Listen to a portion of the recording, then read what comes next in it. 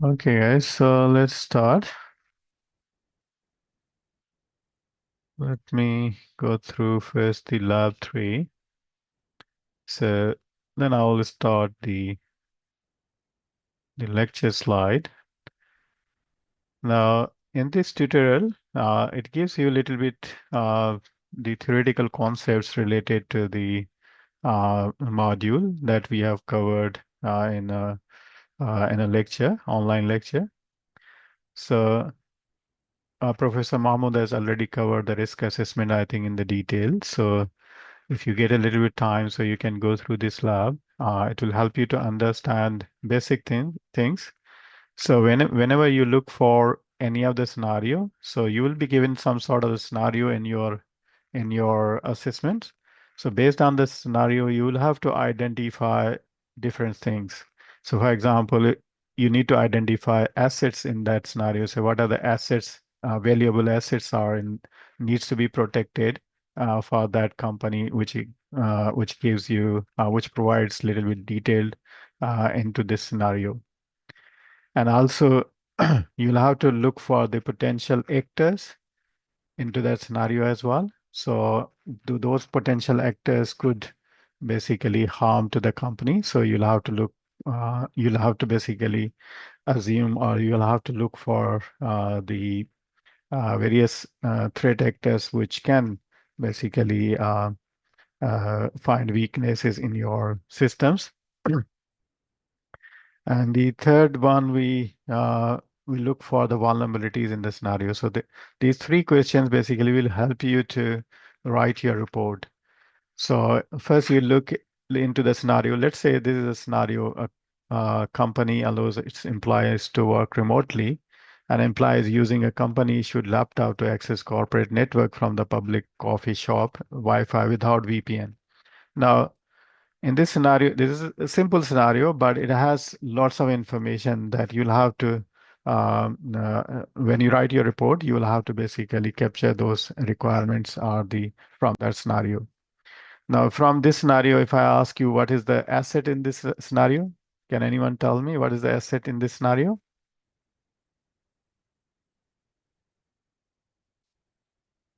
Laptop. So because scenario is telling us that the employee is using the laptop. So, but that laptop is a company laptop. So that means the corporate credentials and the sensitive corporate data might be available onto the laptop. So, uh, so if the employee is using the public Wi-Fi, for example, without a VPN, so that means if someone who is if someone is capturing the Wi-Fi signal, or uh, uh, uh, he has some access to your laptop, so that means the corporate network can be compromised as well. Okay, so the laptop itself is an asset. So, but basically the data that is accessing on that laptop, which holds most critical data of the company. So we'll have to basically find that type of information. So now, if you look into the threat, what is the threat into this scenario?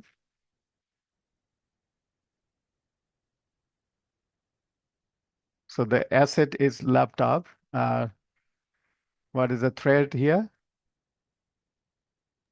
Like unsecure Wi-Fi or network. So any malicious actor can basically intercept the network. Okay.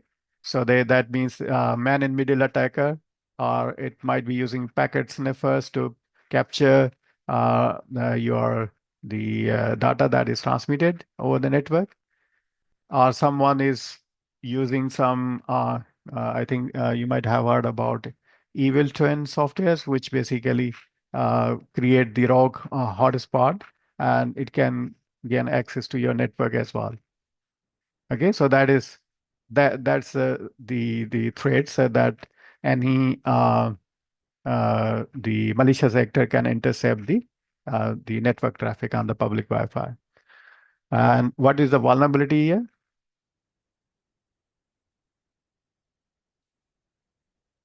What is the vulnerability in this scenario?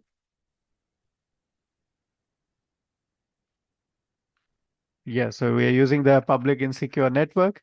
So that is unsecured, and also it is encrypted as well. Okay, so because you are not using VPN to connect to your the corporate data. Okay, so the vulnerability or weakness is that we are using the public uh, insecure the network. Okay, so now if you look into this small scenario, you identify the asset, you identify the threat in this scenario, you identify the vulnerability, and how you'll determine the risk rating. So now, based on that, you will have to basically look into various type of the risk associated there. So now, it might be the risk might be low or high or medium. So you'll have to basically scale your risk based on that. So there are three main important things you'll have to basically look into if you have done the risk assessment before. So the likelihood, the probability of the risk, and what will be the impact or the damage when that weakness has been exploited. So then you'll have to basically combine these impact and the likelihood. So it will give you the risk rating. So risk rating is the multiplication of likelihood and impact. Yeah.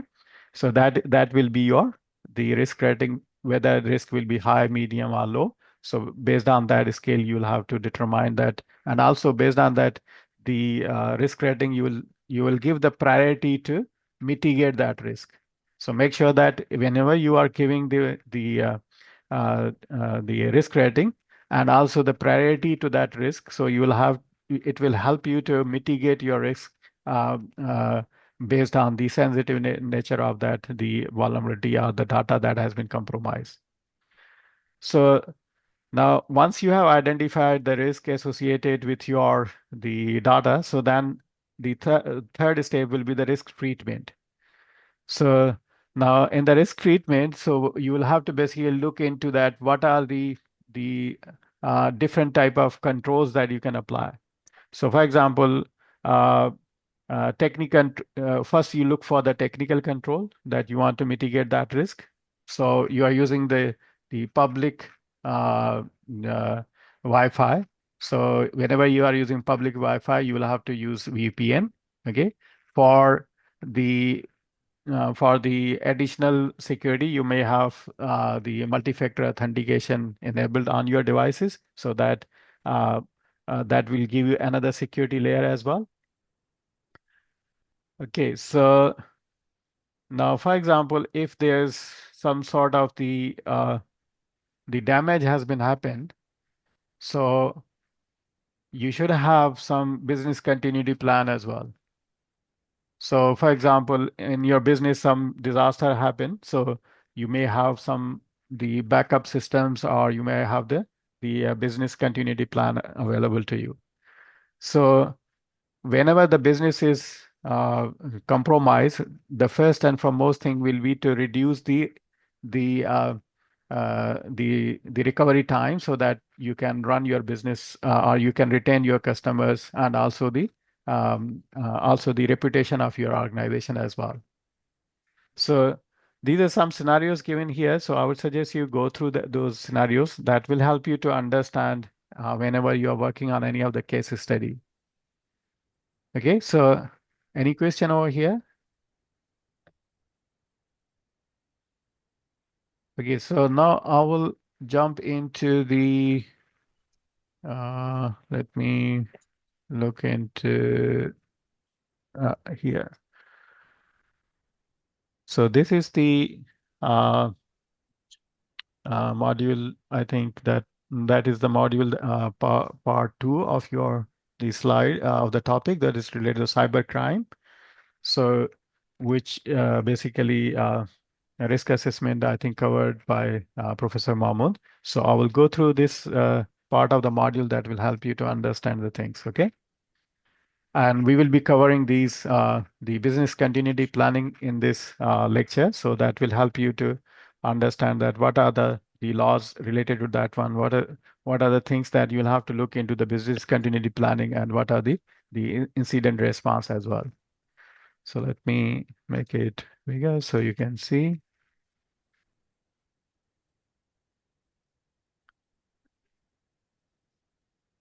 Okay. Okay. So now, if you look into these three important areas of your cybersecurity, where you have the cyber law, business continuity planning, the security incident response as well.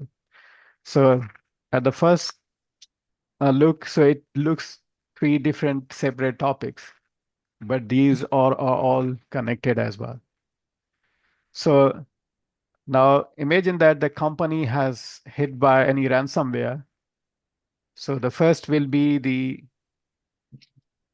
let me, is there any, yeah. So let's imagine a company is hit by ransomware. So can you imagine that how these three things will come into play? Anyone? How these three things will come into play when your company is hit by ransomware? Yeah, we have to have the incident response plan to respond to the Hmm. one like for containment and mitigation and all that. And then we have to have the business running somehow. We usually have a backup plan, some redundancy, backups, etc. And also there Hmm. could be legal implications related to the data, privacy data breaches, etc., notifiable data breaches, etc. Yeah, that's great. Thank you, Prasad. Yeah. So the first, there will be a legal issue, what laws applies, what reporting obligation exists. Okay. And uh, second will be there should be a business continue issue as well. How does the company continue operating while your systems are down, for example, are compromised? And also you will have to follow the incident response that you can recover from from that attack. So how you can detect that attack, how you can contain or how you can remove, how you can recover from that attack. Okay, so you can see that how it is important to focus on these three terms. So now let's take an example of hospital. So if its systems are hacked, so now this is not just a technical problem here, not an IT problem here, because doctors will lose the access to the patient records. The hospital may have legal reporting obligations as well, and there might be emergency services still need to continue. So how these services need to continue? So if you do not have the business continuity plan, so that's why these three terms are very important when you are working in the cyber area. So now in this, basically in this lecture, first I will try to explain the role of the cyber law in protecting your information systems and regulating your digital behaviors. And secondly, I will try to describe the purpose of the business continuity plan, that why organization need to prepare for the before any disruption happens. So they have some sort of the plan for that. And third, if the uh, uh, uh, incident response have already been prepared, then how those organizations who are already been compromised, how they can recover from that cyber incident in a some simple structure way. Okay. So now there are so many examples I can give you. You can see that these all are related together. So for example, if the student database is hacked, so you can understand that what will be the legal problem, what will be the continuity problem here, what will be the response plan here. So for example, we are running online courses, for example, and the student database is hacked or LMS is hacked. So the university must have some business continuity plan that we should be able to run our business uh, without any disruption as well. So we should have some sort of the business continuity plan available so that we should be able to follow that one. So now there are different things that you'll have to look into. So these are some examples here. There are some examples might be old, but it's better to understand that what are the things which are related to the cyber laws as well. So in this slide, we are focusing on the cyber crime. So we know the cyber crime in case of um, uh, it definitely refers to the crime where your digital systems are involved.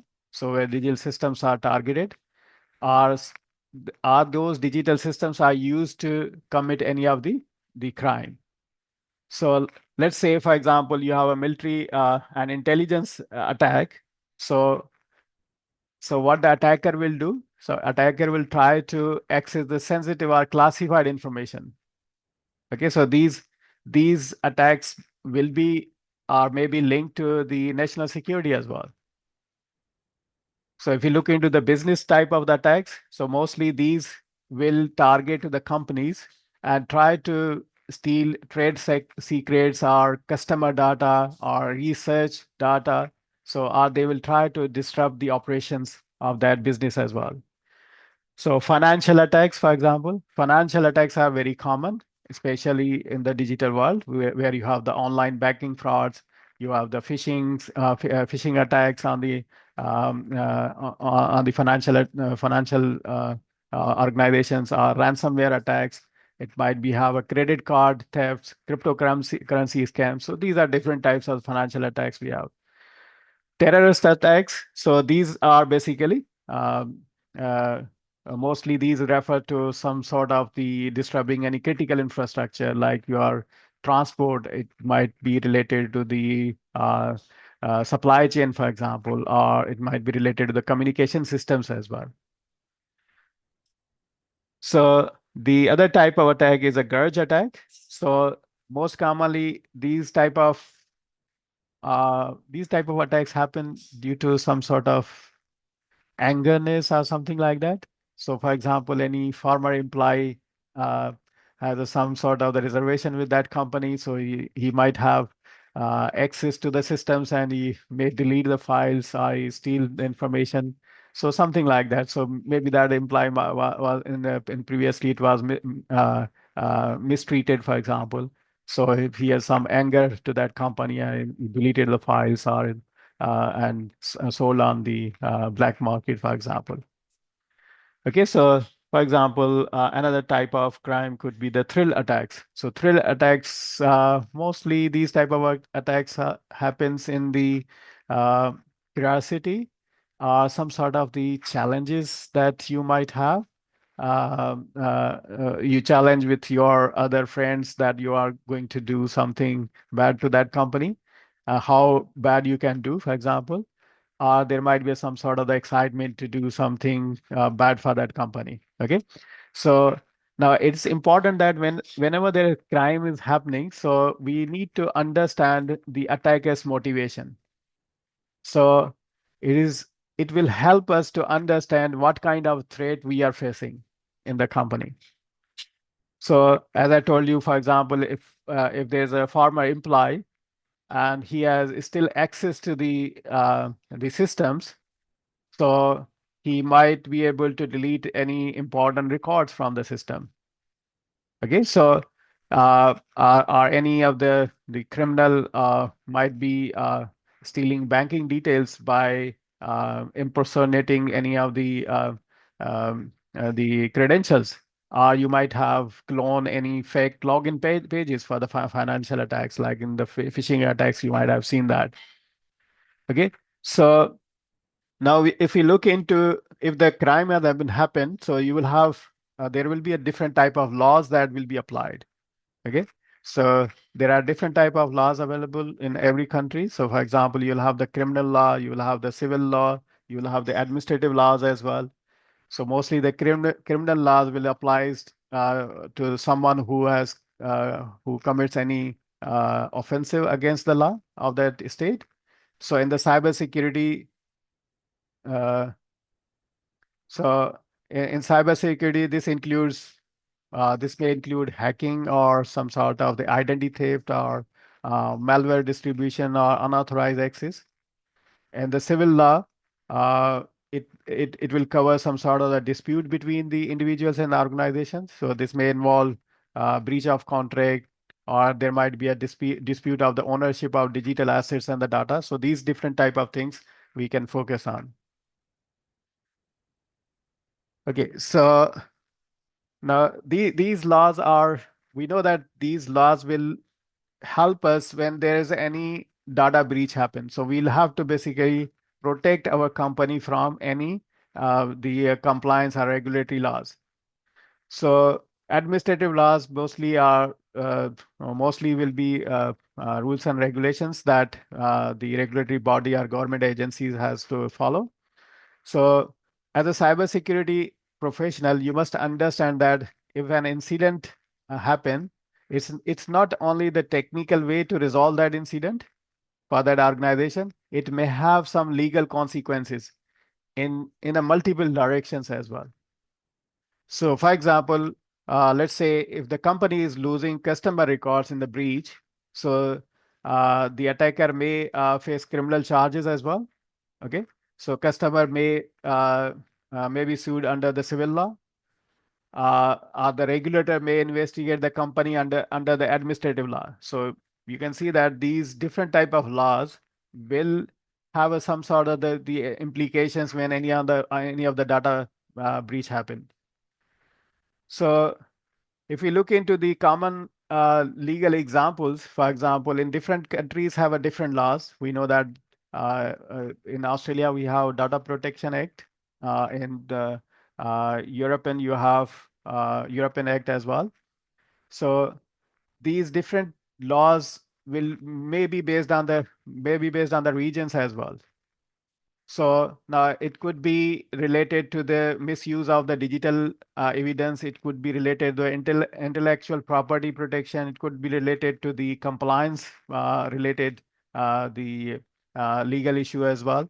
So you'll have to basically, as a cybersecurity professional, you do not need to become a law expert, but you must know that when any situation happens, you may know that there might be some legal consequences for that, and you can basically get an advice from the specialist as well. And mostly in every organization, you will have some you must have some sort of the law firms that will basically help you in these type of situations. Okay, so for example, if you are collecting a digital evidence from an employee's device, so can anyone tell me that what rule or what things you think that will be applied here?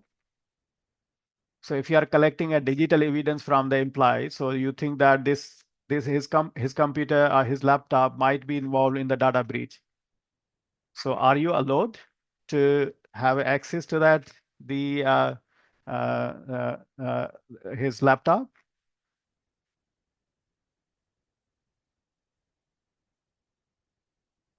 Yes. Yes. So you will have a permission from the employee. So if you are collecting digital evidence from the employee's device, so it's not related to the company's device. You were talking about the employee's device. So uh, you need to think about the privacy related things because it's a employee's personal device. So there might be a workplace rules as well. So it might be possible that uh, uh, the personal devices may not be used in that organization, and he has violated the company law as well. So there might be workplace rules that he has not followed. And also there might be possibility that if the data breach happened from his computer, so we need to handle that evidence as well. For the evidence purpose, we need that one. So we have such an evidence act as well. Yeah, you're right, Abdurrahman. So if you do not do this one, that evidence may become the problematic as well in the later investigation. So that's why it's important that we have a little bit understanding of these things. Whenever we need anything for the investigation, we should have access to that one. Okay, so for example, you need the email of the employees for the investigation. Do you think you have the permission for that? What you will do? So you will have to look further the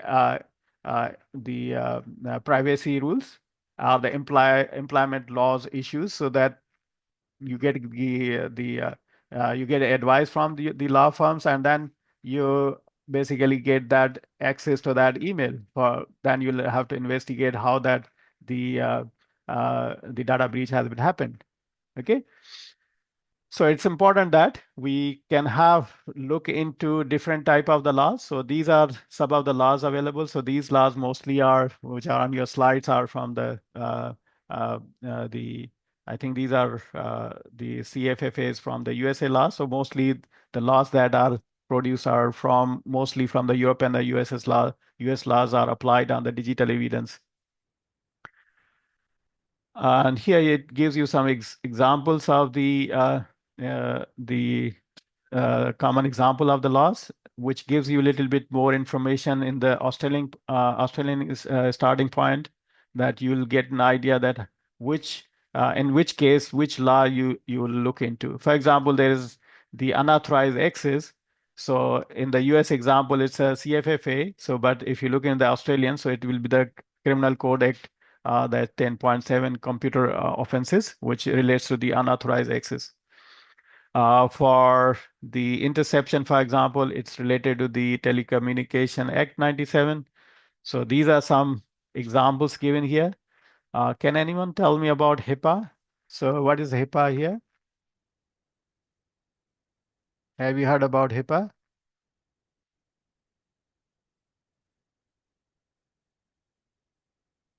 Anyone? So this is related to so it is related to health data. So most commonly, all your the hospitals related data need to follow must be compliant with the HIPAA Act as well. Okay, so these some examples are given here, so you can look into how you can compare with the Australian laws. These are some references here. Okay, so now if you look into the compliance, what this compliance means, that uh, uh, compliance means that how you can follow the required laws, okay, or the regulation standards or internal policies. So now it might be possible that you might think that the compliance might be just a checklist to look into and into the company whether they are following these things, but it influences a lot on different things. So can anyone tell me uh, any example of the compliance you think that is necessary in the organizations relevant to the digital assets and the cybersecurity related stuff in the security operations? So what compliance you think that will influence on different things in your company?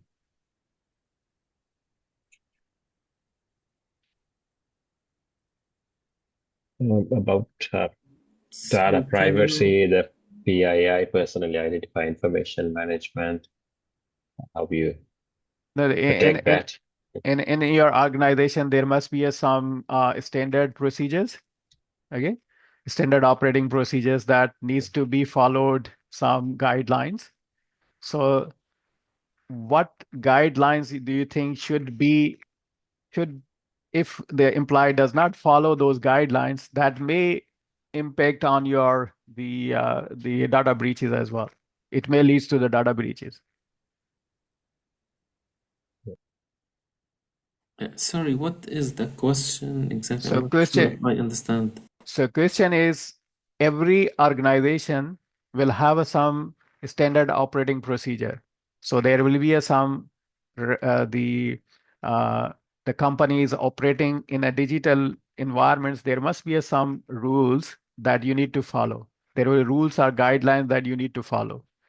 Now, if you are saying that your organization is compliance to that standard operating procedure, so what things that influence to those standard operating procedures, that what policies or what guidelines that employees should follow if employee has not followed that one, that may lead to any data breach or may lead to any attack.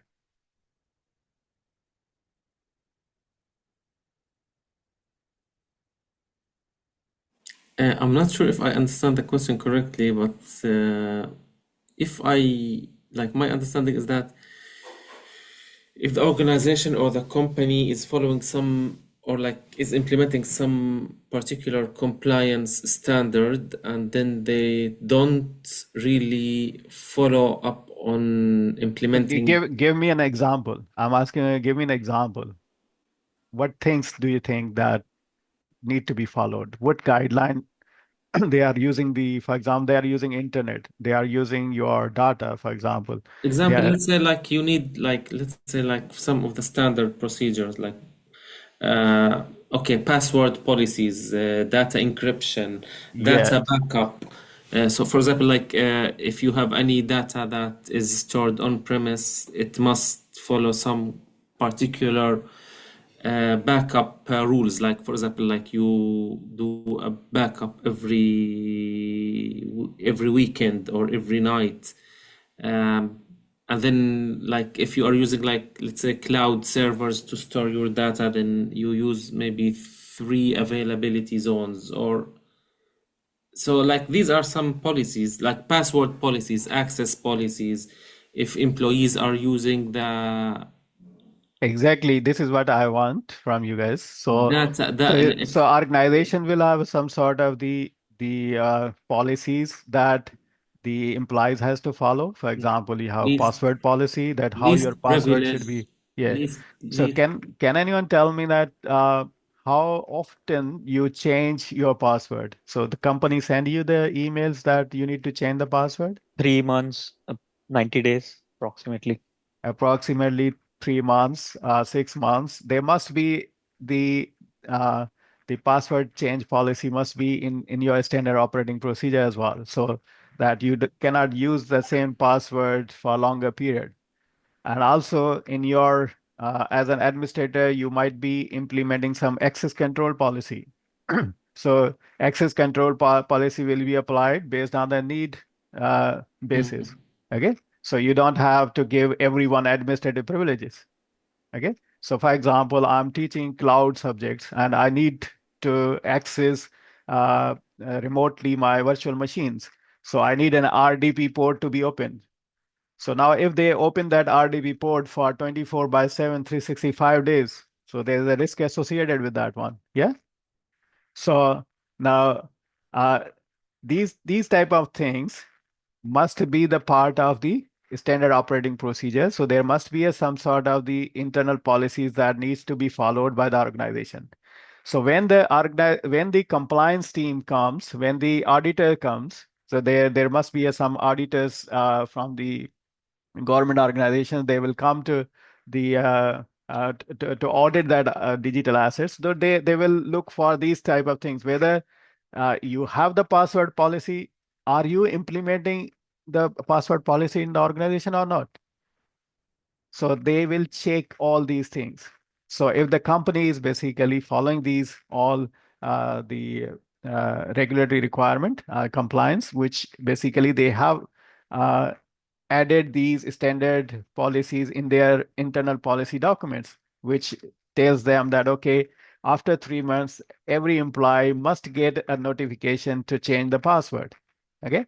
So there must be some maybe 7 days before when password expires, the employee should get an email to change that password. So after 7 days, it automatically reset the password.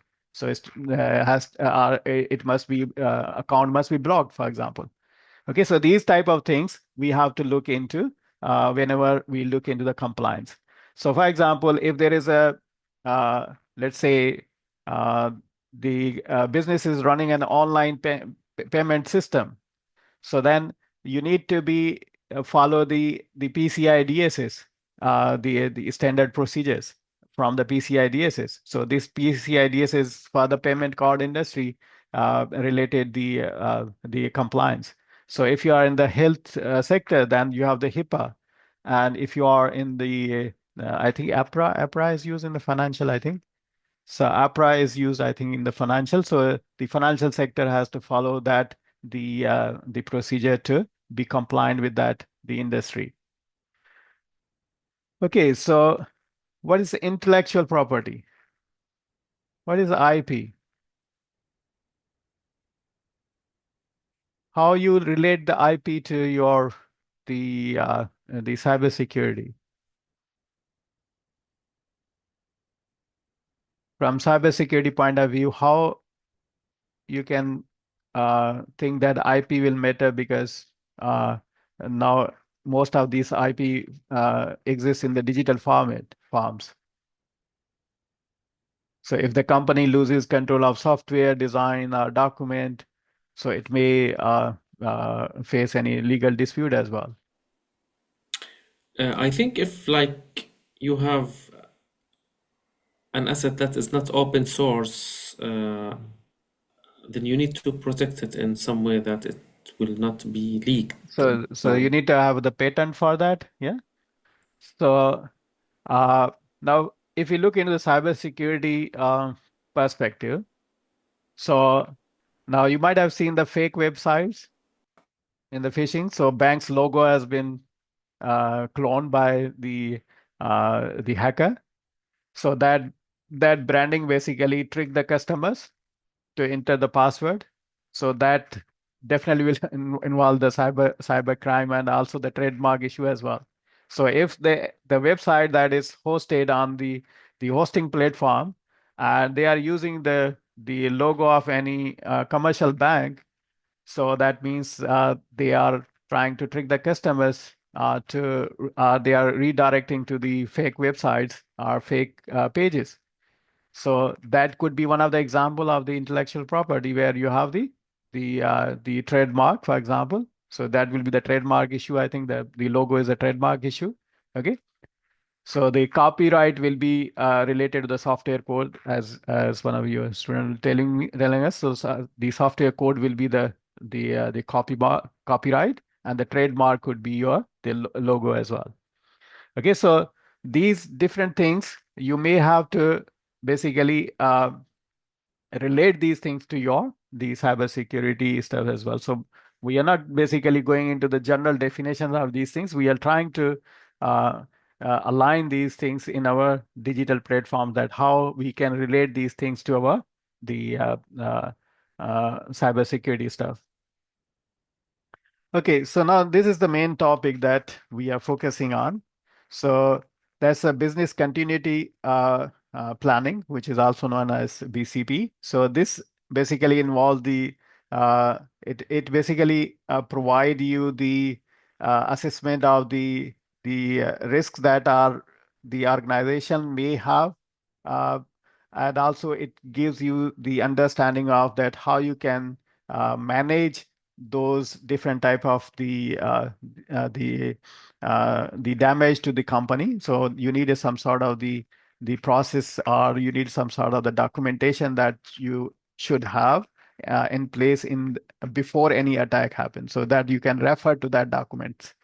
So BCP is the process basically which prepare organization to continue its normal operations during, not the normal, but I would say the important operations during and after any disruption. So because the normal operation will be disturbed in the BCP, so in the business continuity planning. So because business will be impacted, so their normal operation may not be running smoothly, but their important operation must be running. As I gave you an example in the starting of my class, like if the hospital has been attacked and we need to have the emergency services continue running. So we need to have some business continuity plan for that. So now these disruptions might business continuity might be disturbed by cyber attack. It could be power failure. It could be hardware failure. It could be a human mistake. It could be any supply chain failure. Uh, you can say any other natural disaster as well. So our key idea to understand that the organization must continue functioning even anything or something goes wrong. So now some people compare the BCP with the disaster recovery plans. So disaster recovery is a part of BCP. Okay. So BCP is little much broader than the disaster recovery. So disaster recovery, uh, I think heavily focus on the restoring the IT systems.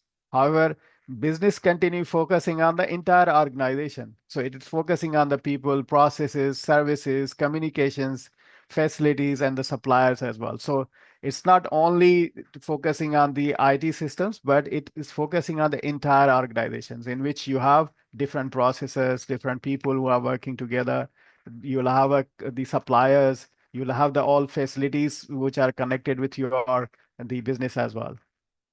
Okay, so now uh, let's say, for example, if you have an online shopping website, it may fail during a holiday sales period. So what will happen? So the business may lose a lot of money every second. So we need a continuity planning which help the company to decide how to keep selling these during that disruption.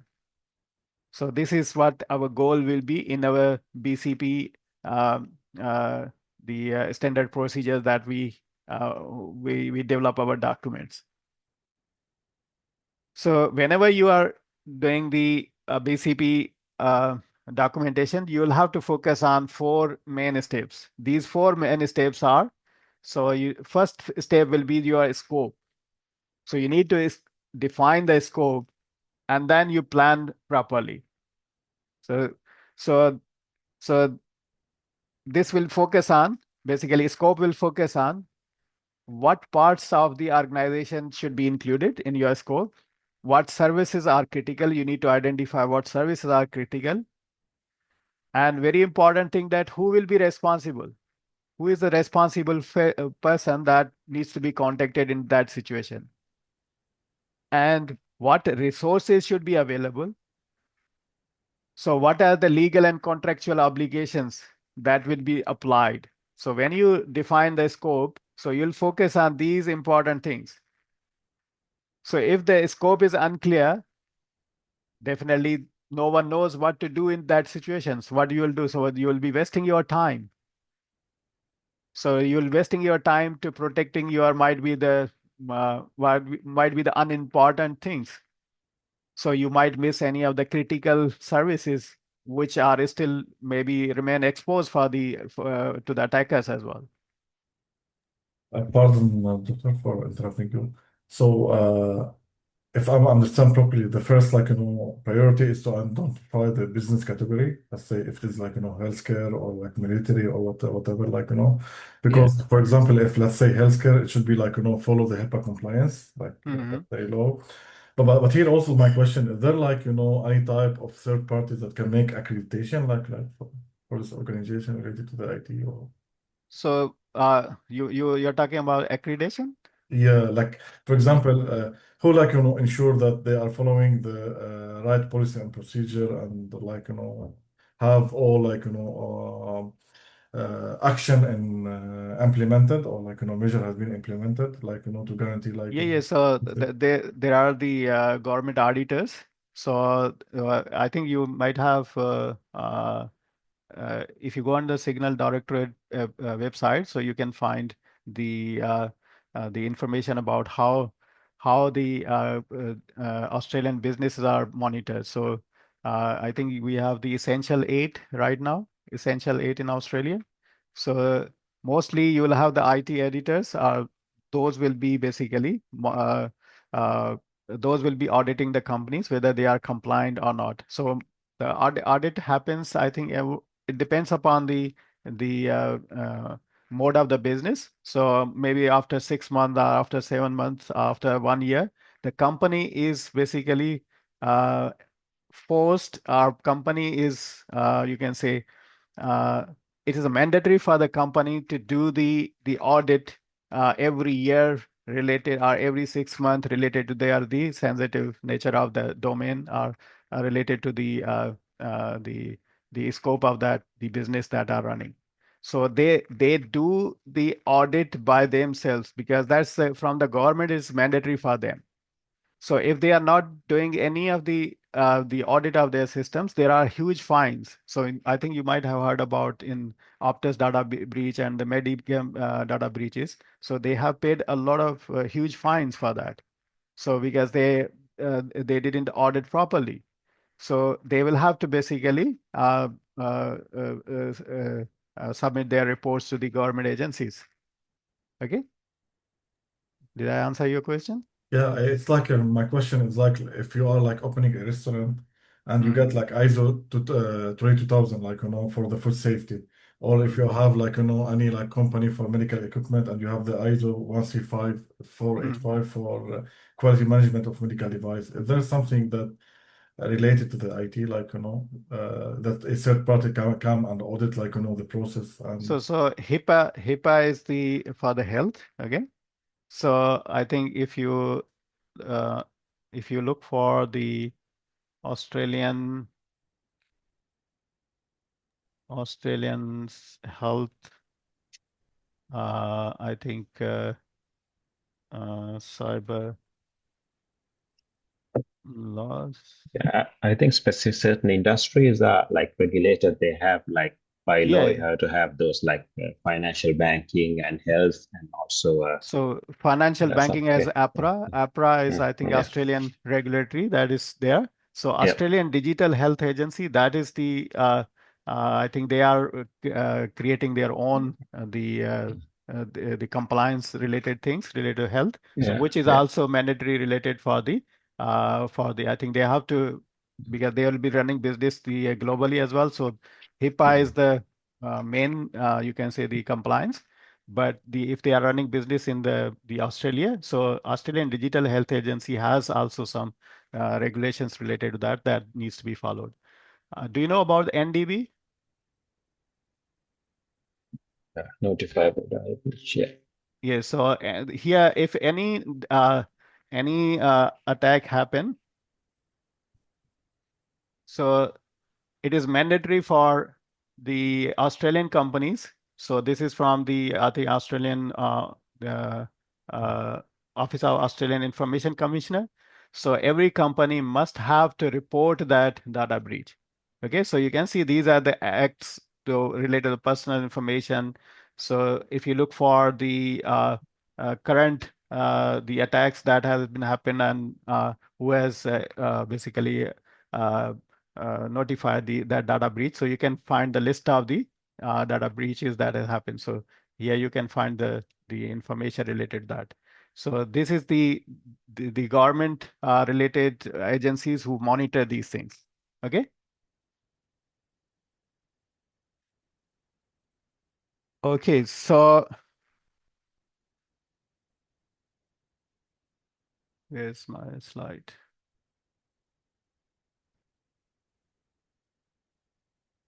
Okay. So now if anything happens, then we'll have the business impact assessment. So how you can basically uh, do the business impact assessment related to the organization. We list out all the applications and then we see if that application or service is down for a certain period of time, what's the impact on business for each and every application. That way we find the criticality and like prioritize them. Yes, so impact will be measured basically in different ways. So it could be the financial loss, it could be the legal exposure, for example. Yeah. Yeah. it can be So like operation data also. yeah, so it can be operational delay related to the services to the customer. I think if you people know about do you know about the AWS cloud? Yeah. So if you look for AWS cloud, so uh, EC2, I think what called availability. I think availability. No, EC2. What they call it. Let's go EC2. secure. You can find, I think you can find the AWS provides you the availability of the service about 99%, for example. So if they are not giving you 99%, so if their service is disturbed, so that the business operation has been delayed because of the AWS, so the AWS has to pay back to the customer. So there are some financial the impact on the AWS that they will have to provide that one. So Yeah, that's not necessarily a breach. Yes, that's right. Yeah. yeah, so you can look into that. So they have these type of the because infrastructure is maintained and managed by the AWS, the cloud provider. So that's the cloud provider responsibility to provide you the whenever you sign a contract with the I think they call it a service legal agreement, SLA. So Service level agreement. yeah. So whenever you are providing a service, so then you will have to have a legal agreement with the client and the service provider. If the service provider is not following that SLA, I think it's called EC2 SLA. So I'll show you that one. Now I understand. Uptime availability. So if I go into the SLA, so you can see here. So if they provide this service monthly, less than 99%, but equal or greater than 99%, so they will have to pay 10%. You can see the service credit that has to pay to the customer. If the service is not available between it's greater than 95 and less than 99, they will pay 30% pay back to the customer. If their availability is less than 95%, they will 100% give you back that money. Okay, so these are that's why I say that there are some the legal requirements that you'll have to follow. So that's the business impact assessment. So whenever uh, the impact you are measuring, it's not only measuring the financial loss. You might have the legal exposure, or it might be the operational delay as well. So because of the cloud providers, the service is not available to the customer, so the service provider has to pay. Okay, so now whenever you are looking into the business impact assessment, normally it helps the organization to understand that what are the disruption, and it also give you that uh, uh, it will give you a little bit understanding of that how you can identify critical business functions, or it might be the likelihood of the disruptions as well, and impact of that disruption as well. So based on that, you will have to look into the impact that can be measured, as I told you, in different ways you can measure. It could be the financial loss, it could be the reputational damage as well. So the companies now this let's say this AWS, why AWS is paying back to the company? Because of their reputation, because they are I think the one of the biggest cloud providers. So they have a global footprint. So they do not want to have they do not want to damage their reputation. Okay, so that's why they are paying back to the customers. If they are not able to provide that service, they have signed that contract. Okay, so now whenever you are, let me open my slide. So let's go. I jump into the basically business impact so that you can understand. So whenever you are doing the business impact, so because when you calculate your loss, so you can have a different type of formulas. I think in your exam there might be these questions comes. So you can calculate the annualized loss expectancy. So what is the annualized loss expectancy, which is also known as ALE? Do you know about this? Yeah. And you calculate as based on the number of events that will happen per year or in a number of years, you kind of average out the year. So basically, Yeah. annual loss expectancy, basically, it is the It is a way that you are estimating expected yearly loss from any threat. Yeah. So how much one incident could cost you, how often that incident is likely to occur. So then you multiply that one, so you will get that the ALE. So I think the formula of ALE is the, if I correctly remember, what was the formula of ALE? So exposure factor is also one of the important things. So for example, you have a ransomware attack that costs you around, let's say 100,000 in downtime. So, and if you think that the probability of that the attack could happen in every 5 years, so every 5 years this could happen. So how much will your the annual loss? How much will be your annual loss? 20% of whatever that. So your 100,000 is dollars is downtime, uh, and so that's the cost of the business, for example. Okay. So and the attack or downtime that happening. So every 5 years it is happening, for example, and your annual loss will be so 100,000 divided by 5. So that will be around 20,000. Yeah. Yep. So average annual loss will be around 20,000. So now whenever you are looking into, you'll have, because whenever mostly if you are working in the company, I think everyone is working in the company, you know that the big bosses, they like the figures. Okay. So if you give them figures, then you will be on the safe side. Okay. So if you are a cybersecurity consultant or cybersecurity person, you need to, you want to mitigate some of the systems, and you need to purchase some equipment, for example.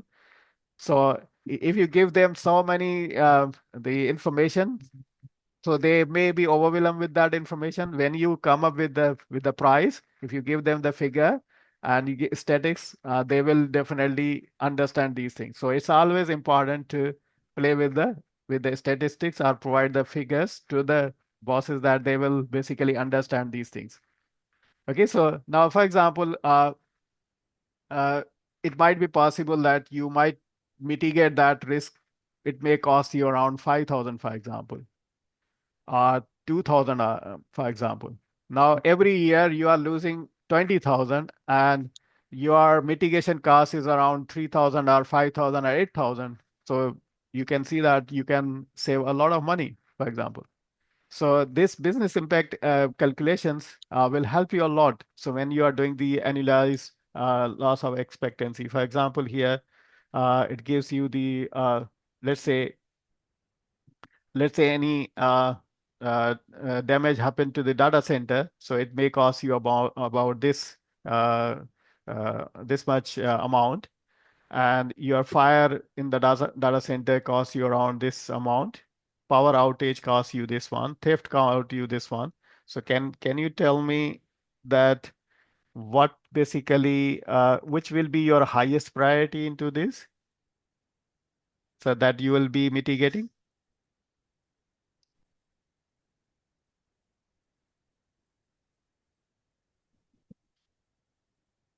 So which risk you will mitigate first one?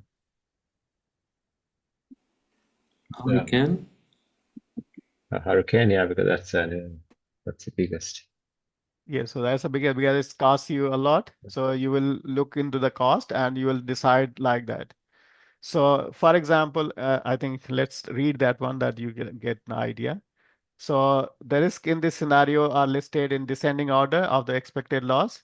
So it makes sense to place the highest priority on addressing the risk at the top of the list, which is hurricane damage to the data center. But the organization must then make a decision about the control implementation that factor in the cost. For example, if the flood costs you around 50,000, uh, if 50,000 cost you to the prevention of the flood system, would would reduce the risk of hurricane damage, okay, to the data center by 50%. So now you can see that the uh, the mitigation priority will be based on different things. So you are purchasing the system, which is probably a good decision, but it has expected a payback period of less than 1 year. So now you might be thinking about why not I move the important sensitive information from the on-premise data center to my cloud, for example. So in case of any fire or power or hurricane, anything that happened to my on-premise data center, I will lose all the sensitive information, or I will lose my business as well. To make a business continuity plan for this, so what your suggestion will be for that? So in all these things, do you think you will create or you will move, or you will create a backup data center in the same place? Is it a wise decision? There are so many messages. Is it a wise decision to have the same the on-premise, another on-premise data center, or you will look for the cloud solution? Yeah, so definitely we'll go for the cloud solution, so that will help us to mitigate from these all situations. So in case of any disaster happen, so damage happen to our data center, so our business can continue from the cloud services. Okay, so whenever you look into the business impact process, so business impact process will focus on these 5 things. So you need to now the business has impacted. Okay, now the business has impacted, so your goal is to prioritize the services, that you'll have to identify the priorities, that these are my priorities, that I have to basically fix these things. So in the first step you will have to identify the priorities. In the second step you will have to identify the risks. Okay, so what are the risks associated with your sensitive data? And third step will be to assess the probability of those risks, the likelihood of those risks. And the fourth is you will assess the impact of these risks that are happening.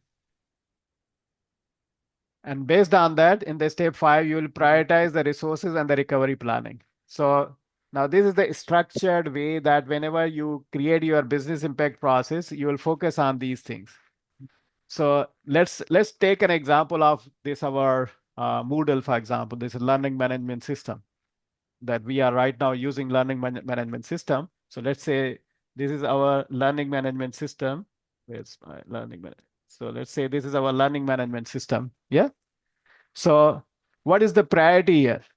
So if I look into these 5 processes, the first one is the identify the priority. So in this learning management system, what will be the first priority? Yeah, so definitely availability, access. So the student need access to the class material. Yeah. So what is the risk associated with this LMS? So second stage in the business impact is the risk. What is the risk associated with that? Unplanned outage. Unplanned outage. Yeah, it might be the unplanned outage. It could be a ransomware attack, or it could be the DDoS attack, for example. Now the third step is you need to assess the probability of the risk. So what is the probability of this LMS goes down? Is it a high, moderate, or low?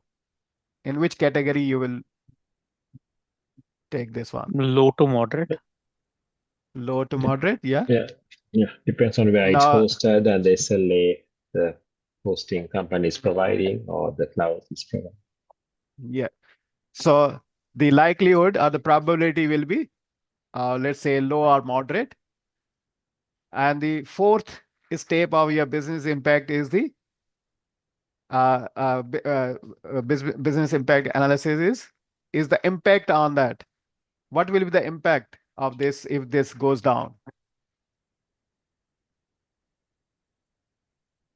So what will be impact? There will be the teaching disruptions. Student will be sending lots of complaints.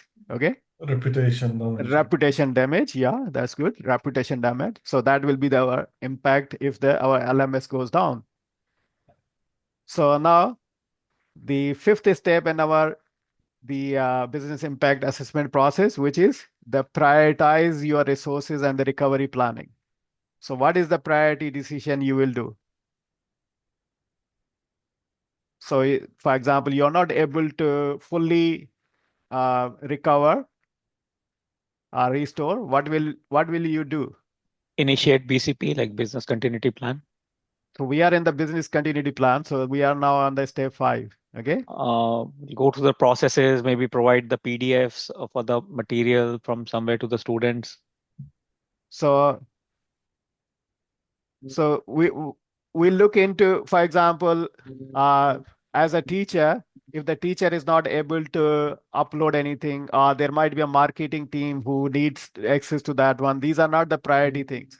The priority things that the essential internal tool works, like essential means that you have the students are able to access the material. And also the main thing is that you need to communicate. Yes, Sunil is right. You need to communicate. You Is need it to to timely communicate. Yeah. switch to other platform or like communication system, let's say? So there must be some communication system. So we can't send the announcement, for example, from here we send the email announcements to the students. Okay, so the priority decision will be that we before restoring our LMS, we have to communicate this to the students. For example, our customers. The students are the customers for the university. So that customer is satisfied, so the reputation will still be there. If the customer is not satisfied, so definitely reputation will be damaged. So now again, it comes here if there is the data breach or something happens. So we have the NDB, for example, National Data Breach Scheme. So we'll have to notify that data breach to our the government agencies as well. Now that so that these are the business impact processes that we have discussed about. We identify the priorities, we identify the risk, we look into the probability of that, the risk, we did the assessment of that. We say that this is a low or moderate. Then we look into the impact assessment, how it will be impacted, and then we prioritize our resources at how before restoring the LMS, we have to communicate with the customers. Okay. Now, how we can continue our planning. So now that's a very important thing, that how you can move into the actual continue planning.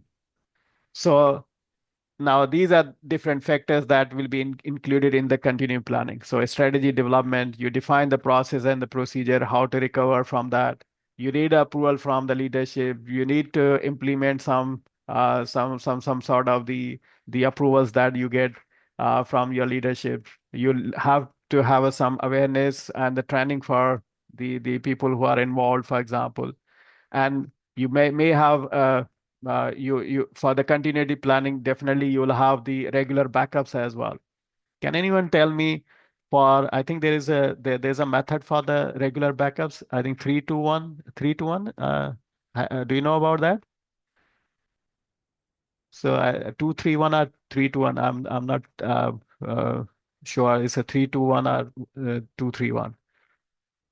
So regulatory backups means that you need the on-premise one on-premise backup, one on-site the backup, one on the other location, and then you'll have one on the cloud, for example. So if you have the different regions, so you can put into the different region as well. So the regular backup could be the daily backups, could be the weekly backups, could be the monthly backups. Now it depends upon the sensitivity nature of the data. So 3 copies, 2 different media, one offsite. Yeah. So that's the 3-2-1. Yeah, Gaurav, thanks so much. So 3 copies of three copies, two different media, and one offsite backup. So now these different type of strategies that you'll have to apply, that how you can basically continue your business. So these things must be already written in your the business process document as well. So in your strategies, regular backups will be written, that how you will be creating regular backups, what are the other the network paths you have, what manual things you will be doing, what secondary supplies you will have, what are the emergency communication plans you have. Either you are sending emails, you might have a WhatsApp channel, or you might have to call that the implies you should have all those numbers available. So that means the people should know that what to do first, who to contact, for example, what system to restore, what business processes to switch if the main one has been failed. Okay, so we need these things in our business continuity plan. Now, for example, if I give you an example, so in the online systems, you will have the credit card payment gateways. So if the payment gateway fail, what will happen? So in that case, what you will have the business continuity plan. Pardon, doctor, what you said is the payment what? So if your payment gateway fails for your online store, Preferably there should be a secondary gateway you can fail yeah. over to. So If you in the shop case, sometimes they'll say, can you pay cash? Yes. yeah. So I think If you might have in the shops they have the small machine, what they would call it. Yeah, the FPOS ATM. machines, yeah. Yeah, No, FTWAS normally machine. FPOS machines will have two lines, a secondary line as well. Yeah, Secondary, so yeah, one yeah. of my Yeah. students is working into that company, and he told me that one day their system was failed. So now these devices has also the memory as well, because Oh, the yeah, they yeah, can, yes, yeah. so they can restore that the all data once they have restored their systems. So they can continue, the business can continue at that time for 1 hour, 2 or 3 hours. They try to reduce the downtime so that they can recover from there. But the shop owner who are using that machine will have will be continuing their business. They will not impacted. Yeah, Square. Yeah, Square is the company. In which one of my student is working there. So, okay, Yeah, it can process the transactions, but actual payment, I don't know how. it will save all the transactions. So once it is connected, it will go through the process. Okay, so you'll have all these things written in your the business continuity plan. And also, it is important that when the documentation you are making, you make that document must be have a clear information available. Okay. Any questions? So now I'll focus on the incident response. So let's go into now the incident response. So this gives you the BCP documentations, what will be in the document. So I'm not going into the detail of these things we already have talked about. So these are theoretical concepts. So now the incident. So in your in most commonly in your the anything happen. So we call that one as an incident, for example. So our goal will be to minimize the impact of that incident on the organization. So we can say that incident is any event that has any negative effect on, if we are looking into the digital systems, or we are focusing on the cybersecurity. So any any negative effect on your confidentiality of your data, integrity of your data, or availability of your data. Okay, so of the organizational assets of the data. So security incident is the result of the attack, or the result of the malicious, or the intentional action on the parts of the user. So it could be the intentional action, maybe the I think uh, do you know that the Twitter was hacked in, I think, 2014. So their I think employee was involved into that. So I think he shared his credential with the hacker. So they offer money to that the employee. So employee gave his the credentials, and the Twitter was hacked at that time in 2014. If you will look into the Twitter data breach, so you will get that information. So now, if we look into the incident response steps, now it's important that whenever you are uh, uh, coming basically recovering your from the incident, so you need to understand that what are the different things that you will have to focus on. Now, these are the now incident response, like someone says ISO and these different type of the standards. I think ISO 27000 from the NIST. NIST has also the incident response. So there are different standards available. So this is the you can say the standard that you can follow. So incident response steps are, first you need to detect that what is the incident, okay, and then you will have to uh, response to that incident. Then you'll have to look into the mitigation strategies. So how you can mitigate that one, what are the reporting procedure, so and how you can recover from that, and then you prioritize the mitigation strategy. Remedy is basically mitigation strategy, how you can basically prioritize to mitigate that one. And once you have gone through that one process, so you will have to understand that process, how it has been happened, why it has been happened. So mostly I think that will be mostly in a organization there will be uh, I think final meeting happens in which they discuss about that what they have learned from that the Yeah, uh, lessons learned. So, yeah, so lesson learned, that what they have learned from that, so that. And also uh, you know the let's say, let's go into a little bit more detail about that. Do you know about zero-day attack? What is zero-day attack? it's a vulnerability that's not what do you call found or found by the vendor. So it's not a disclosed vulnerability, but someone finds. So zero day means that the attack has not been identified before. Okay. So there is no mitigation strategies for that. So you know that uh, once the attack has been happened, I think the companies are very reluctant to share that information. So after 1 year, after 6 months, they share that the information with the different organizations. Then you will come up with the solutions as well. So mitigation strategies comes afterwards. So zero-day means that you are the systems which are protecting your network, protecting your organization, has not have any information about that kind of incident that has come through right now. So that's why we call this as a zero-day attack. So there's no any mitigation, or there's no any uh, the uh, the protection against that the incident. Now, when so you will have some sort of the detection tools. So can anyone tell me that what detection tools you will have in your network?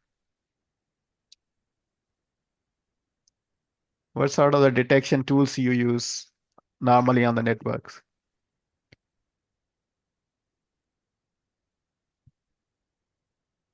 Well, the firewalls will have intruder Yeah. detection, So and you're then yeah, yeah. So you have the and intrusion detection system and intrusion prevention detection. system. Yeah, prevention. Yeah, that's right. So you'll have the IPS and IDS, which will basically detect and prevent your from these different type of attacks. Now, intrusion detection system will not prevent your network. Why? It will only alert the system that something has been identified, but it does not know that whether it will impact on your on your system or not. intrusion prevention system, IPS, it has its own database. Yeah, signatures. So it will have its own signatures if there's a virus or Trojan or any malicious script that is downloading on your or executing on your coming that traffic is coming to your network. So it matches that signature with already loaded signatures. Okay, so preloaded signatures. Now, 0 day means that that IPS does not have that information. So definitely that attack will be successful. So it will damage to that network. Now, there are different companies. So I think you people may know about Virus Total. Yep. So here you can so most of your IPS will be connected with these type of repositories. So any new uh, the any new suspicious things has been identified. It could be suspicious file, it could be domain or IP URL. So anything that suspicious has been identified, this virus total will let know different this basically have the database from I think maybe more than 100 companies. If anyone has detected previously, it has the information. So your IPS will have these type of information. So let's say if I give you a simple example, let's say example.com. Okay, so this is a malicious website, let's say. So if I search that one, now it will search. You can see how many you have uh, the companies or organizations who are searching for that URL. There are around 95 the tools or organizations which are searching for. So you might have heard about these different security vendors. Like, let me show you some very popular, like Dr. Web. You have the Fortinet, for example.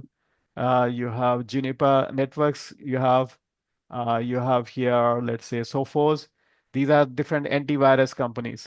Okay. So what they say, example.com is clean. Okay, so you can see that this clean. Let's look for any malicious thing. So let's say, uh, I don't know where the URL, maybe I'll have to give some malicious URL, then we'll be able to find that. Uh, and also it gives you here that is a low, medium or not. So if someone has identified, so it will list down the number of the companies, the vendors who has already identified. Okay, so here you will get right now, because 0/95 means there are 95 vendors, security vendors, who have scanned this URL and they did not flag that one. So this is not the malicious URL. Okay, so if you have, for example, a script or you have any virus, you can upload here and you can see that how many companies are going to identify that as a malicious as well. It gives you the detail about that. If someone who has submitted that one first time, and when what will be the IP address of that, what is the hash of that, all information you can get. So uh, coming back to the main point, so the detection strategies, the detection basically will be the main thing where you will have these detecting softwares which will be trying to detect any malicious activities or malicious softwares or malicious scripts or malicious the documents that are basically downloading on your or incoming traffic to your network. So if anything is a malicious, so it will flag that one. Okay, so if you don't have a previous detected any of the virus or any of the malicious script, so that means that will definitely will damage the system as well. So the second the stage of incident response is the response. So response is basically, now let's say you identify that, okay, this is the incident. Now you don't know that whether this incident is positive or it's a negative incident. So it might be a false positive incident. So now how you can you'll have the security monitoring tools. Can anyone tell me about any security monitoring tool name? In your networks, you will have those tools. These tools are known as SIEM, like Splunk, yeah. So network watcher, SIEM tools are basically are the tools which monitor these different type of the activities that are happening on the network. So SIEM tools, I think Sophos is antivirus. SIEM tools are like Splunk you have. There are other tools are available as well. Snort, for example, in your network, you might have heard about Snort as well. That's open source. So now, when the incident happened, Wireshark is capturing tool. It's not the SIEM tool. Okay, SIEM tool is basically you need to basically use that one as a live monitoring tool. It will create the dashboard and all the activities it will be monitoring on your uh, on your on your network. Okay, so you will be forwarding all the logs to this Splunk server. So all logs will be on the central server, and all the devices will be monitored from the one central location. This Splunk is very good tool. Okay, Yeah, anyone Microsoft Cloud has Sentinel. That's another Microsoft thing. Cloud has Sentinel. Yeah, Yeah, yeah. exactly. Okay, so now when any suspicious things happen, so that goes into the category of incident. So you'll have uh, uh, the incident response team will have to analyze that one, and they will see that whether this incident is a positive incident or not. So if it is not positive incidents, because you know that there are so many incidents are happening, actions are happening in the system currently. So if I show you, let me look into here. This is my Yeah, Windows. In the Windows, you can see the event viewer. yeah. So usually we call them events, like the things that Yeah. happen, and then we assess and check whether it's an incident or Yes, not. yes. Yeah, yeah, You're right. So simply it happens that mainly it's an event, and then we'll look into that whether that is incident or not. Yeah. yeah. So now this is Windows operating system, and the Windows you have every system will have the logs. Okay. So mainly your SIEM tools will collect all those logs and they analyze those logs. And from those logs, they can understand whether that is the incident or not. So you can see the event type. It has categorized the event types into different categories. So critical, error, warning, information. So now from these different event types, can you guess from here which one will be the harmful, which you can take as an incident?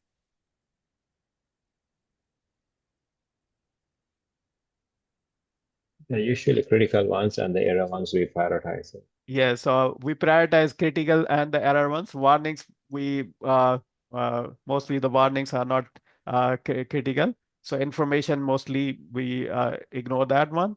So if I go into the Windows logs, if I click here, if I click, you can see there are different type of logs are there. These are events might be coming from the application. For example, there might be an event happen on the system at the midnight and it is updating your software, for example. That is also event. It will trigger in your SIEM tool as well. So your incident response will also get that the event that has been triggered and they will have to analyze whether that is incident or not. Okay. So now there will be so many incidents happening at the right time. So you will have to basically categorize those incidents, whether that incident is a critical incident or not. So if I go into the security, so you can see these are all information. Okay. So if I click on any of these, so here it gives me the information that this is the security ID, who is the account name, who is the account domain, and also it gives me a little bit more information about the, you can see the audit policy. So you can also create the audit policy, your own policy on the network servers as well. Based on that, you can look into whether that basically the incident is critical or not. So if I look for, I'm looking for basically login event.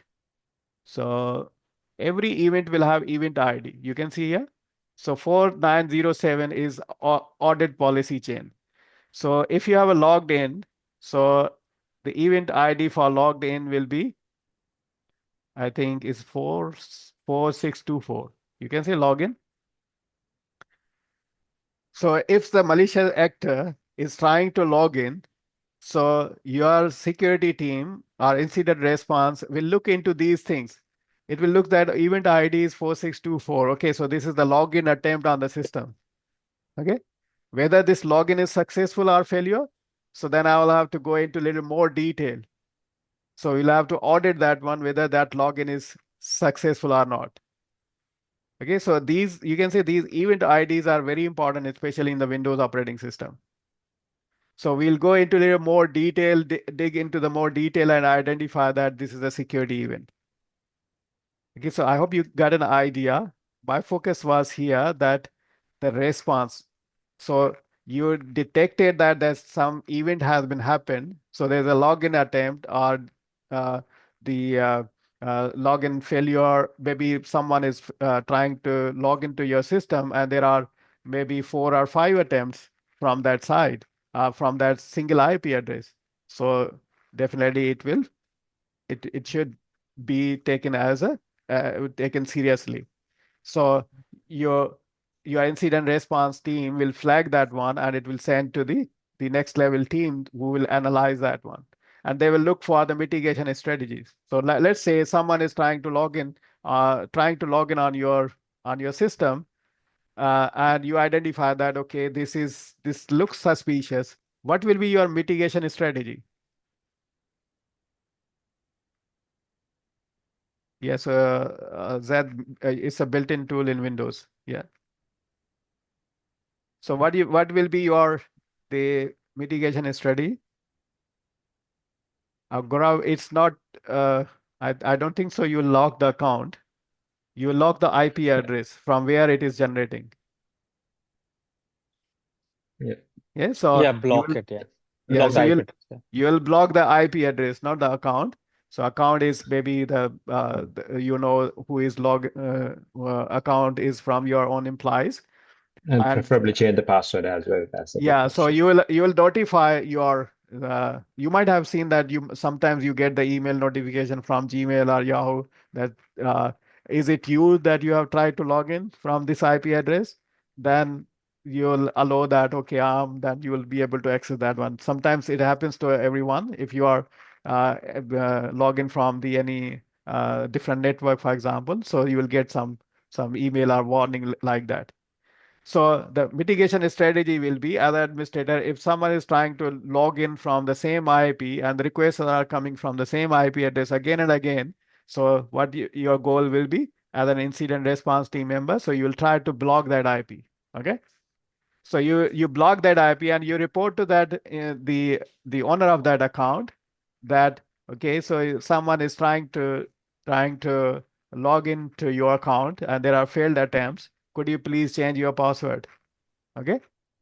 So or you may deactivate or you may lock that account and you can send that email to the employee about the warning so that he can you can ask him to identify that whether it's your account or not. Okay. So now if the attack is successful, the account is compromised. So your goal will be to recover from that attack. So now, for example, you are not able to detect, you are not able to respond in a due time. So there is no mitigation or remedies available. So you report that, okay, so this account has been hacked. Now you will look for try to recover that account. And so in the data breaches you might have seen, so there might be a negotiation with the hacker so that there might be some way to negotiate with the hacker to uh, get back your data or get back your account. Okay, so there must be some sort of the recovery plan with you, or you might contact with the agencies that they may help you to recover your account. Okay, so now the last thing is the remediation. So here you will look for the remedies that how you can block these things. So you might have to add more controls in your organization. You might apply new policies, or you may suggest some more trainings inside the organization. So you may run some workshops for the employees that how they should be logged in, how they will basically change their passwords regularly, and they should not use any public Wi-Fi, for example. Yeah, Okay.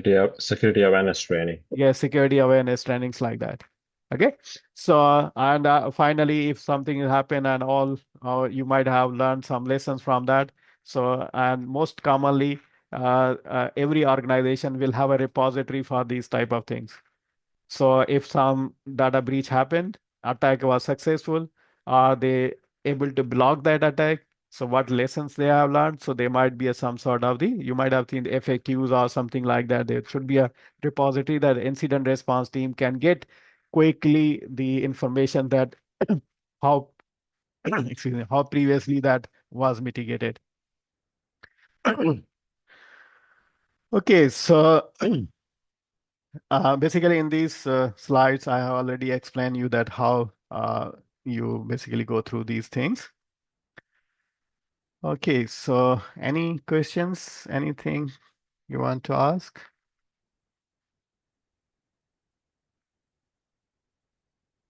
I think I'm finished with this. Uh, let's go here.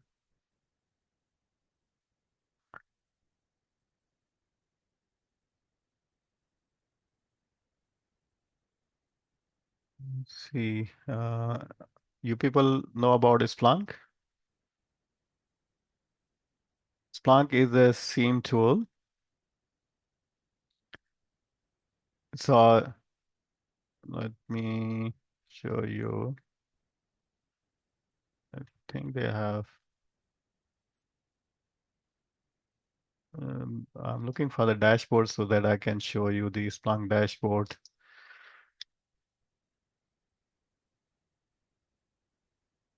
So I normally teach the threat intelligence courses in which I use a Splunk. I have the Splunk installed on my external drive, but it will take a lot of time to install that one. Yeah, mostly in your security operation centers, you will have that uh, installed and running. So let's say this is the Splunk dashboard. So it will basically provide you you can monitor live uh, all the events that are happening or the incidents that are happening. I think I can show you the uh, threat intelligence platform threat map, checkpoint map. I don't know whether you people know about this live threat checkpoint. So these are the current the attacks are happening. So you can see this is a live cyber threat map. So currently on this day, you can see how many attacks happen on this day. So which countries has been affected, from which country to which country it has been initiated. So you can see. So it gives you a little bit more idea about that what type of attacks currently are happening. You can see you have malware, phishing, exploits. So top targeted industries are education, telecommunication, and government. Top malware types are adware, mobile, and phishing. Target countries are Ethiopia, Uzbekistan, Indonesia, Nepal, and Georgia. So these are the highest rate of attacks per organization the last day. So uh, it gives you a little bit idea. So you can set up your own threat intelligence platform like Splunk. So you can manage. You can have a dashboard like this for your organization as well. So you can monitor the events or incidents that are happening inside your organization. So this is basically a global map from the checkpoint. So checkpoint is giving you all the information about the current threats that are happening. And also it gives you these different attacks types that are happening over there. Okay. So this gives you a little bit more understanding about these things. Okay, so that's all for today. So you can, I think, read the assessment and try to now understand how whenever you write your assessment document, so you will have a little bit now understanding. I hope that when you're writing, you'll have understanding when you identify assets or you are trying to look into the business impact analysis. So you will have understanding of these documentation or these stages that you'll have to look into. Okay. I will now stop the recording. Did I stop the recording already? I think. Yeah. Any questions?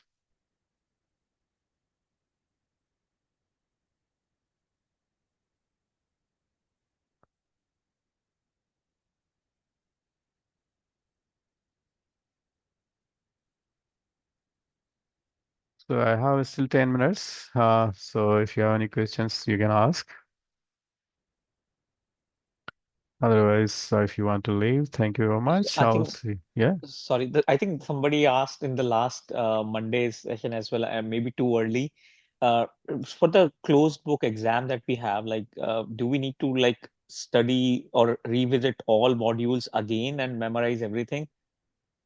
And is it a quiz-based thing for the exam or like the last one, the proctored one?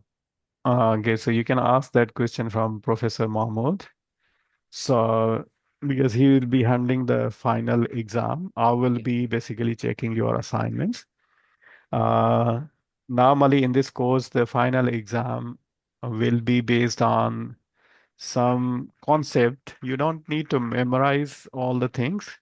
So for example, it may ask you to calculate the risk. So if you give you the scenario, okay, so it will give you some the cost of the impact, and every year it is happening like this. It will ask you to calculate the risk related to that. So you need to understand what formula you have to Okay. use, okay? And it may give you some sort of the uh, if I correctly remember, you need to ask Professor Mahmood directly. So if I remember correctly in the previous exams, so you will have to write some maybe a few lines in the answer. Uh, it will be some, I think it will be based on mixed approach. So you will have some MCQs and some theoretical questions, which will be mostly the conceptual questions. It will be not you need to ratify anything. It's a closed book, we believe, right? Like it says. Yes, so it will be closed book. So a proctor means that you will not be able to use any other website. Oh, but we can refer this material from La Trobe, or that also is not like we can't. No, I don't think so. You will be Okay. able to. Okay. You'll not be able to access anything. Yeah, Okay. Thank you. you're welcome. Any other question you have?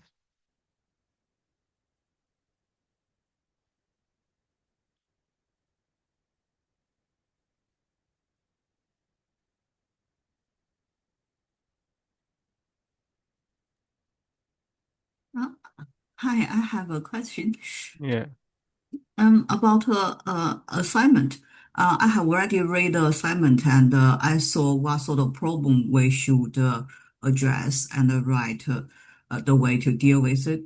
Mm. But it said we should write the problem of a company.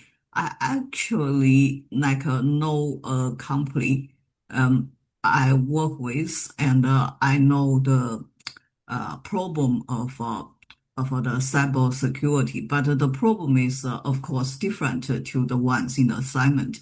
So I should definitely write the problems the assignment states other than the real problem in the company. Is that correct? I think in the risk assessment, you are talking about the assignment two, yeah? Yeah, yeah, assignment two, yeah. So in the assignment two, so it has given you the project basically. So it gives you Yeah, this scenario. yeah. In the scenario, it's asking you to related to the open class system. Okay. So Mm, open class is basically a bot. So that basically can damage the systems. So now in So what you have to do is you'll have to choose you are saying that you have to choose the company.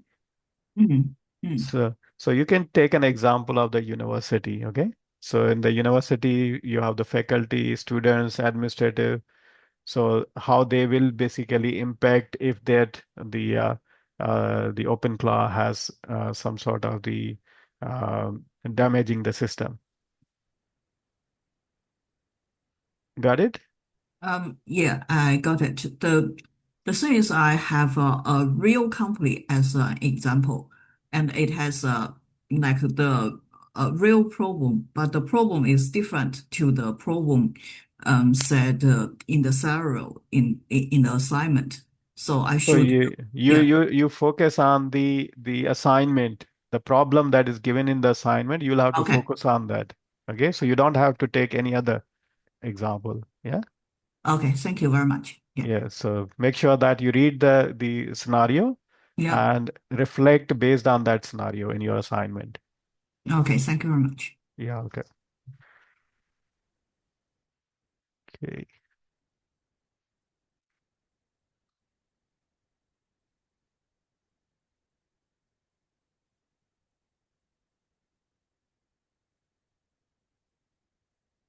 Okay, guys. So if you don't have any question, so then I have to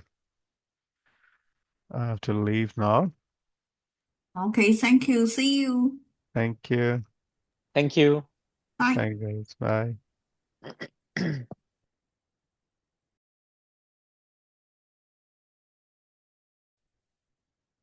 Thank you and bye.